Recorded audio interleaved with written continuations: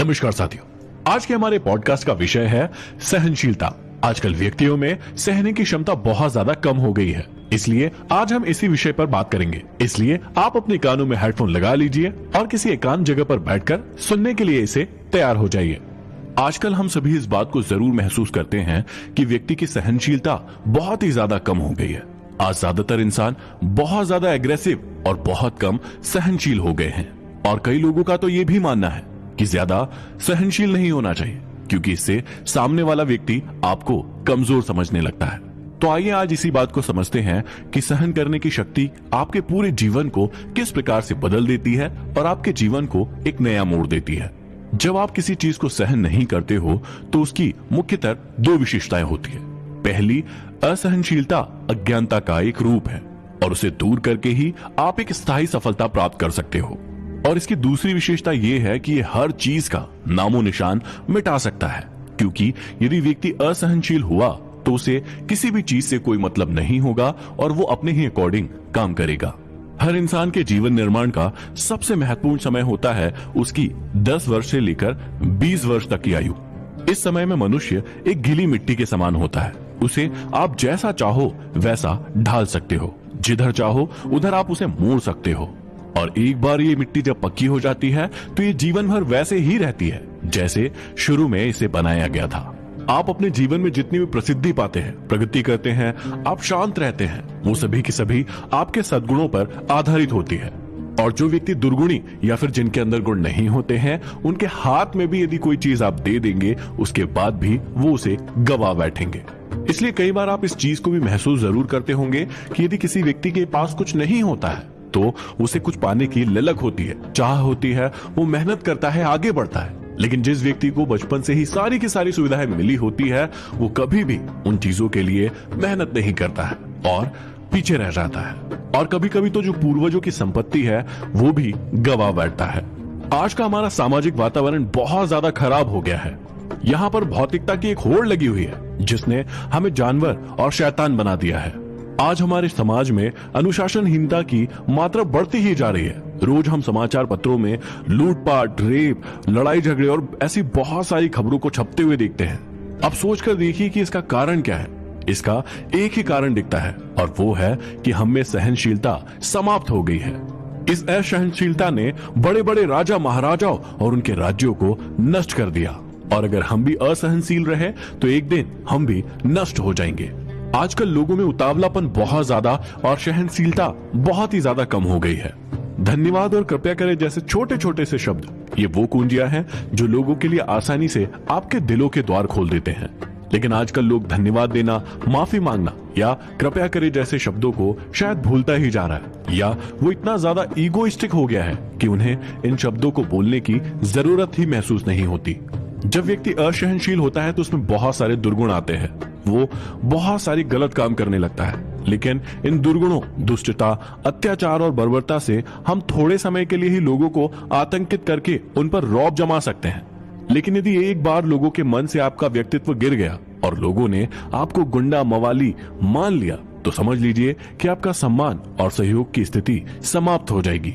जब भी आपको जीवन में आगे बढ़ना हो तो आपको दूसरों की सद्भावना और सहायता की जरूरत पड़ती ही है, और ये दोनों ही चीजें सिर्फ सज्जन व्यक्ति को ही मिलती है।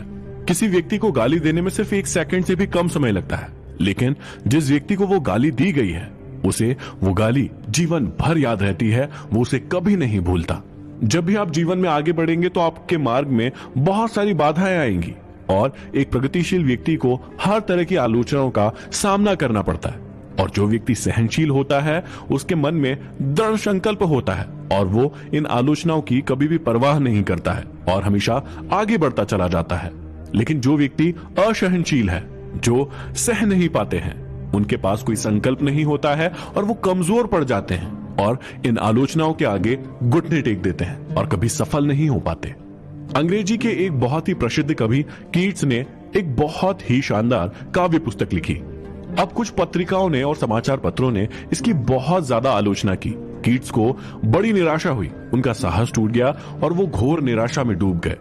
उनकी निराशा इतनी ज्यादा बढ़ गई कि 27 साल की कम उम्र में ही उनकी मौत हो गई। ऐसे ही श्री राम जी ने भी एक धोबी के मुंह से सीता जी की निंदा सुनकर उन्हें एक वन में भेज दिया था। जिसके कारण सीता जी जैसी एक पवित्र स्त्री को भी अपार कष्ट झेलने पड़े थे। अब श्री राम जैसे मर्यादा पुरुष भी झूठी आलोचनाओं को सहन न कर सके। स्वामी दयानंद सरस्वती आर्य समाज के संस्थापक थे। उन्होंने अपने विचारों को दृढ़ता और निर्भीकता के साथ प्रचारित किया। वो मूर्ति पूजा के बिल्कुल ही खिलाफ थे और इसी वजह से उन्हें बहुत ज्यादा विरोधों का सामना करना पड़ा था।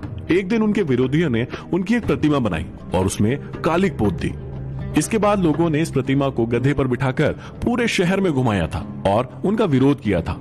जब दयानंद जी को इस बारे में बताया गया तो उन्होंने मुस्कुराकर कहा कि जिसे तुम शहर भर में घुमा रहे हो वो तो नकली दयानंद है, असली दयानंद तो अभी आपके सामने उपस्थित है और इसीलिए आपको असलियत को ही अपनाना चाहिए। ऐसे ही एक व्यक्ति दयानंद सरस्वती जी को रोज गालियां देता रहता था, लेकिन स्वामी जी पर इन बातों का कोई भी असर नहीं पड़ता था। एक बार वो व्यक्ति बीमार पड़ गया। जब स्वामी जी को इस बात का पता चला तो उन्होंने अपने साथियों को और सज्जनों को उनकी रोग मुक्ति के लिए ईश्वर से प्रार्थना करने के लिए कहा। जब वो व्यक्ति ठीक हो गया और उस व्यक्ति को इस बात के बारे में पता चला तो वो आत्मग्लानि से भर गया और उसे बहुत ज्यादा दुख हुआ। उस व्यक्ति ने तुरंत स्वामी जी के पास जाकर क्षमा मांगी और उनके अनुयायी बन गए। ऐसे ही एक दुष्ट व्यक्ति महात्मा बुद्ध को कटुवचन और गालियां सुनाया करता था, परंतु बुद्ध हमेशा शांत रहते थे और कोई उत्तर नहीं देते थे। जब उनके शिष्यों ने इस संबंध में उनसे बात की तो उन्होंने कहा कि जब भी कोई व्यक्ति उन्हें भेंट देता है और वो उस भेंट को नहीं स्वीकारते हैं तो वो भेंट वापस से उसी व्यक्ति के पास चली जाती है। ये सुनकर सारे के सारे शिष्य शांत हो गए। इस समाज में जो भी व्यक्ति पुरानी कुरीतियों को मिटाकर एक नए समाज की स्थापना करने का संकल्प लेता है उसे जीवन में बहुत सारी कठिनाइयों का सामना करना पड़ता है। उसके विरोधी उसके दुश्मन हो जाते हैं। दुष्टों का स्वभाव राक्षसों जैसा हो जाता है। वो लोग अच्छे और कल्याण के कामों में बाधाएं डालते हैं और इसीलिए जरूरी है कि बुद्धिमानी और पराक्रम से ऐसे व्यक्तियों का आपको सामना करना चाहिए। जब भी नीच व्यक्ति आपका मजाक उड़ाते हैं तो इस बात का कोई तथ्य ही नहीं बनता। आपको इन बातों से कोई भी फर्क पड़ना ही नहीं चाहिए, क्योंकि उनमें अक्ल की कमी है। वो असली बातों को जानते ही नहीं है और वे गुणी व्यक्तियों के गुणों को भी बिल्कुल नहीं पहचानते हैं। अब देखिए, ईसा मसीह पर भी तमाम झूठी आलोचनाओं का कोई असर नहीं हुआ। शैतानों ने उन्हें सूली पर लटका दिया। सूली पर चढ़कर भी उन्होंने परमेश्वर से यही प्रार्थना की कि वो उन अज्ञानियों के अपराध को क्षमा कर दे। यदि आपको जीवन में वाकई आगे बढ़ना है तो आपको अपने चरित्र को एक मीठे फलदायक पेड़ की तरह बनाना होगा। अब लोग आकर फल खाना चाहेंगे तो आपको पत्थर भी मारेंगे, आपकी आलोचनाएं करेंगे, आपको बुरा भला भी कहेंगे, लेकिन याद रखिए कि उन्हें मीठे फल आप ही दे रहे हैं। एक चरित्रवान व्यक्ति को कभी इस बात का कोई फर्क नहीं पड़ता कि लोग उसके बारे में क्या कहते हैं, क्योंकि उसे पता है कि अंत में जीत उसी की होगी। एक बार स्वामी विवेकानंद जी रेल के प्रथम श्रेणी के डिब्बे में बैठकर कहीं यात्रा कर रहे थे। उस डिब्बे में दो विदेशी यात्री भी यात्रा कर रहे थे। विवेकानंद जी को इन गेहुए वस्त्रों में देखकर उन दोनों अंग्रेजों ने उनकी आलोचना करना शुरू कर दिया। उन्होंने साधुओं के बारे में बुरा भला कहना शुरू कर दिया। उन दोनों अंग्रेजों ने मिलकर स्वामी जी को गालियां देना शुरू कर दिया और वो आपस में बातें कर रहे थे। उन्हें लग रहा था कि स्वामी को शायद अंग्रेजी नहीं आती होगी और इसीलिए वो उनको बुरा भला कहने लगे। स्वामी जी बहुत ही शांत भाव से उन दोनों अंग्रेजों की बात सुन रहे थे। जब स्टेशन आया तो स्वामी जी वहां उतरे और जब उतरे तो हजारों लोग उनकी स्वागत में लगे हुए थे और जो लोग स्वामी जी का स्वागत करने आए थे उनमें बहुत बड़े बड़े अफसर भी थे। ये देखकर उन दोनों विदेशियों की आंखें खुल गई। उन्होंने स्वामी जी से माफी मांगी और उस समय विवेकानंद जी ने बताया कि उनके वार्तालाप में जो भी शिक्षाप्रद बातें थी, जो भी ज्ञान योग्य बातें थी, सिर्फ वो ही उन्होंने सीखी, बाकी सारी उन्होंने ध्यान ही नहीं दी। एक बार की एक ऐसी ही घटना गांधी जी के साथ भी घटी। इन सभी बातों से हमें यही शिक्षा मिलती है कि जो चीज हमारे काम की है हमें वो ले लेनी चाहिए और बाकी चीजों को हमें छोड़ देना चाहिए और तभी हम सहनशील बनेंगे। हमें अपने जीवन में कभी भी अपनी आलोचनाओं से विचलित नहीं होना चाहिए, बल्कि उन्हें सहते हुए अपने पथ पर आगे बढ़ना चाहिए। हमारे सामने बहुत सारी कठिनाइयां और समस्या आती है, हमें उन्हें खुद हल करना चाहिए। हमें इस प्रकृति से भी सीखना चाहिए। नदी अपने मार्ग की बाधाओं से जूझकर समुद्र में जा मिलती है। अब सोचकर देखिए कि नदी जहां से निकलती है उसे पता है कि मुझे समुद्र से मिलना है। अब उसके मार्ग में न जाने कितने ही परेशानियां, मुसीबतें, पत्थर, कंकड़, कितने ही लोग उसके सामने आते होंगे, लेकिन वो अपने मार्ग से कभी भी विचलित नहीं होती है। चाहे कितना भी समय लग जाए, वो अपने मार्ग को तय करके आखिर में समुद्र से मिलती है। याद रखिएगा कि सिद्धांतों और आदर्शों की कोरी बातें करना एक बात है, पर उसका पालन करना उतना ही कठिन भी होता है। हमारे इस समाज में आदर्शों और सिद्धांतों की चर्चा करने वाले लोगों की कमी नहीं है। आपने बहुत सारे लोगों को सिद्धांतों की बातें करते हुए सुना होगा, लेकिन बहुत ही कम लोग हैं जो इन सिद्धांतों को फॉलो करते हैं। और शायद इसीलिए लोग कहते हैं कि बोलना बहुत छोटी सी बात है, लेकिन करना उतना ही ज्यादा मुश्किल है। लेकिन सोच कर देखिए कि यदि मुश्किल नहीं होता तो ये जीवन बहुत ही सुख और समृद्ध होता, क्योंकि हर व्यक्ति उसे फॉलो कर लेता। और शायद इसीलिए हर व्यक्ति सफल नहीं है, क्योंकि बोलना बहुत आसान है लेकिन करना थोड़ा मुश्किल है। याद रखिएगा कि जो लोग दूसरों का बुरा करके खुद महान बनने का स्वप्न देखते हैं, वो कभी भी सफल नहीं हो सकते हैं, ये निश्चित है। यदि ऐसे व्यक्तियों को आरंभ में कुछ समय के लिए सफलता मिल भी जाए, लेकिन उसके बाद भी याद रखिएगा कि उसकी असफलता निश्चित है। इसका एक कारण यह भी है कि सफलता का नियम धनात्मक है, ऋणात्मक नहीं। संत विनोबा भावे ने एक बहुत ही अच्छी बात को समझाया है। उन्होंने इस बात को बहुत अच्छे से समझाया है कि यदि आपके पास 10 गुना ताकत है और आपके पड़ोसी के पास 7 गुना ताकत है, जब आप उससे लड़ेंगे तो भी एक मामले में आप हार कर ही आएंगे, क्योंकि आप 10 से 7 को जब लड़ाएंगे तो आपके पास सिर्फ 3 ही बच जाएगा और आपके 7 आप खो चुके होंगे। तो वास्तविकता में यदि आप देखेंगे तो आप जीते हुए नहीं हैं, बल्कि हारे हुए ही हैं, या आपने कुछ खोया ही है।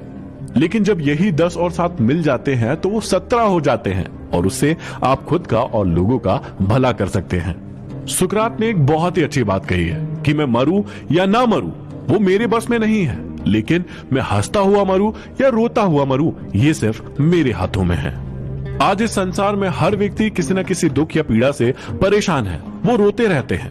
उन्हें देखने पर ऐसा लगता है कि संसार में उनसे दुखी इंसान कोई नहीं है, लेकिन यदि वास्तव में देखा जाए तो वो लोग अपने खुद के दुखों का कारण खुद ही है। ऐसे लोग हमेशा खुद की ही अवस्था पर ध्यान देते हैं, दूसरों की हालत पर उनकी कभी नजर ही नहीं जाती, और वो इस बात पर कभी विचार ही नहीं करते। वो खुद गलती करते हैं और अपने दुखों का कारण दूसरों को बताते हैं। कभी वो भगवान को दोषी मानते हैं, कभी अपने सगे संबंधियों को दोषी मानते हैं, तो कभी अपने मित्रों को दोषी बताते हैं। यदि हमें वास्तव में अपने दुखों से छुटकारा पाना है तो हमें इस बात को अपने दिमाग से निकाल फेंकना होगा कि हमारे दुखों का कारण कोई और है, इसके लिए जिम्मेदार कोई और है। इस बात को हमें भली प्रकार से समझना होगा कि अपने कर्मों के लिए हमारे स्वयं के सिवा और कोई भी व्यक्ति जवाबदार नहीं है। हमें अपने जीवन में जो भी सुख या दुख मिलते हैं वो हमारे कर्मों का ही परिणाम होते हैं।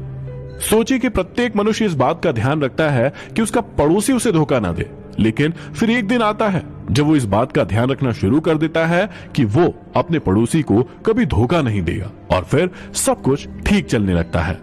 इसका अर्थ है कि दूसरों में बुराइयां देखने से अच्छा है हम खुद को सुधार लें, दूसरों की गलतियां गिनाने से अच्छा है हम खुद को अच्छा कर ले, तो ये सारा का सारा जीवन हमें अच्छा ही महसूस होगा।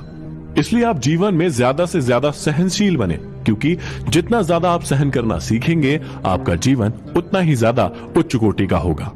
आशा करता हूं कि सारी की सारी बातें आपकी समझ में जरूर आई होगी और इन्हें आप अपने जीवन में उतारेंगे।